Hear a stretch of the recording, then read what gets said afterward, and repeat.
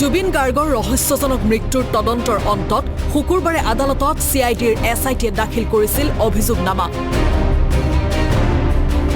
দেশৰ ভিতৰতে নজিৰ সৃষ্টি কৰি তথ্য প্ৰমাণসহ 12,000ৰো অধিক পৃষ্ঠাৰ অভিযোগনামা SITৰ।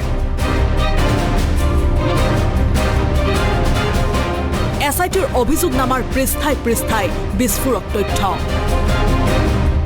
কেনেকৈ কি গ্ৰাউণ্ডত গ্ৰেপ্তাৰ কৰা হৈছিল জুবিন গাৰ্গ মৃত্যু গোচৰৰ অভিযুক্তক। 12,370 পৃষ্ঠাৰ চাৰ্জশ্বিটত কি বিস্ফোৰক তথ্য উল্লেখ কৰিলে SITয়ে।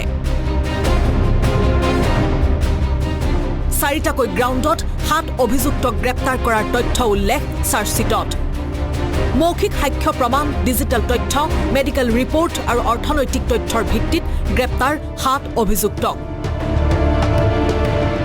মৌখিক সাক্ষ্যত আছে 397 গৰাকী ব্যক্তিয়ে দিয়া ভাষ্য।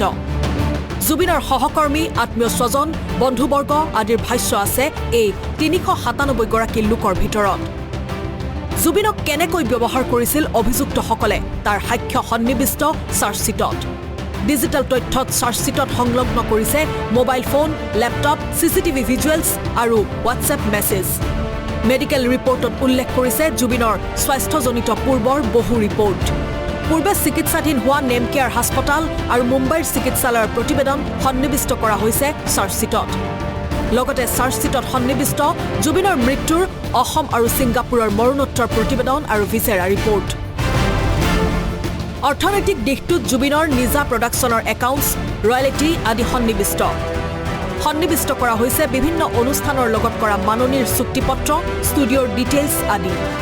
এই তথ্যসমূহক সমল হিচাপে লৈ SITয়ে কৰিছিল জুবিনৰ মৃত্যুৰ তদন্ত।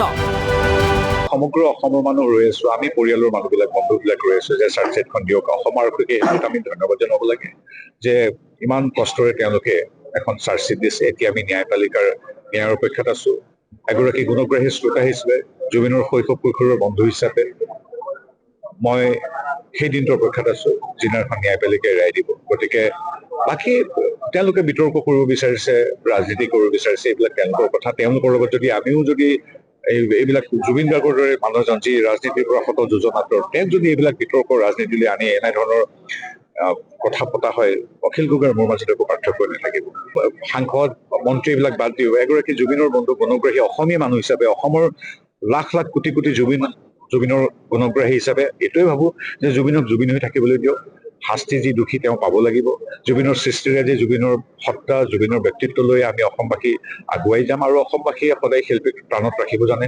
গুৰু দুজনৰ পৰা সুধা কণ্ঠলৈকে শত সহস্ৰজনক অসমবাসীয়ে জীয়াই ৰাখিছে। গতিকে জুবিনো তেনেকে সদায় এক অসম মাতৃৰ অমৃত সন্তান হিচাপে থাকিব। আমি এগৰাকী মন্ত্ৰী হিচাপে, এগৰাকী বিজেপিৰ কাৰ্যকৰ্তা হিচাপে, এগৰাকী অসমীয়া হিচাপে আমি সেই দিনটোৰ অপেক্ষাত আছো যিদিনাখন জুবিনৰ এই মৃত্যুৰ সৈতে জড়িত যিবিলাক দোষী তেওঁলোকে শাস্তি পাব। কিন্তু মই জুবিনৰ কৈশোৰ বন্ধু হিচাপে মই এটাই কথা কওঁ, জুবিনকো কোনোবাই মাৰিব পাৰে। মোৰ মানে এইটো কিবা মানে কথাটো কিবা হেৰি নহয়, বিশ্বাস নহয়। এইটো কেনেকুৱা মানে, এইটো জুবিনৰ দৰে এজন মানুহে যাক লোকক ভাল পাই জীৱনটো পাৰ কৰি দিলে, তেওঁৰ বিপক্ষে বেয়া কথা চিন্তা কৰিব মানুহ যদি পৃথিৱীত থাকিব পাৰে, মোৰ এতিয়া এইটো মই নিজকে বিশ্বাস কৰিব মানে মই ধৰিব পৰা নাই যে এনেকুৱা সম্ভৱ নে।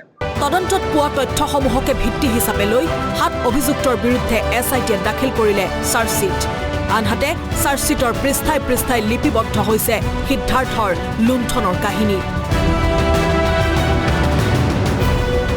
প্ৰতিটো বিহু অনুষ্ঠানৰ সৈতে জুবিনৰ হৈ চুক্তি কৰিছিল মেনেজাৰ সিদ্ধাৰ্থ শৰ্মাই। 12ৰ পৰা 10 লাখ পৰ্যন্ত হৈছিল জুবিনৰ অনুষ্ঠানৰ চুক্তি।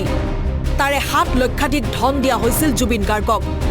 বাকী ধনৰাশি নিজে হৰলুকি কৰিছিল মেনেজাৰ সিদ্ধাৰ্থই। ইফালে জুবিনক দিয়া 7 লক্ষাধিক টকাৰ পৰাও 15% কমিছন লৈছিল সিদ্ধাৰ্থই। মুঠতে ধুৰন্ধৰ সিদ্ধাৰ্থই জুবিনক চলোৱা লুণ্ঠনৰ দস্তাবেজ SITৰ অভিযোগনামাৰ পৃষ্ঠাই পৃষ্ঠাই।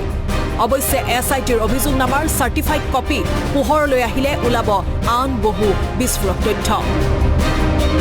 গুৱাহাটীৰ পৰা ভিডিঅ' জাৰ্নেলিষ্ট কিংকৰৰ সহযোগত সমীৰণ শইকীয়াৰ ৰিপৰ্ট, আছাম টক্স।